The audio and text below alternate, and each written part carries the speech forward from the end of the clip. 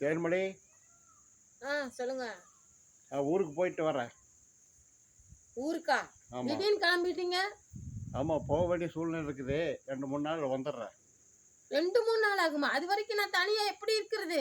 அது இருப்புல என்ன தைரியமா இருக்க முடியாதா?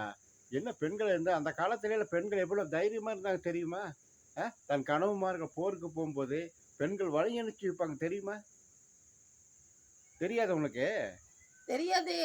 அட புள்ள, அந்த காலத்துல வந்து ஒரு மன்னன் போருக்கு போகும்போது தன் மனைவி எப்படி புருஷனை வழி அனுப்பி வச்சா தெரியுமா?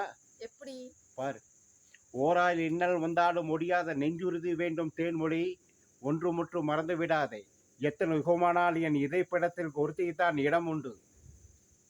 களவோ கொலைகள் புரிந்தார் என் கனவே குற்றமென்று பாண்டியன் நெடுஞ்சொலி முன்னே நீதிக்காக நீதி கனல் தெரிக்க நீதிக்காக போராடினாலே வீரப்பெண்மணி கண்ணகி.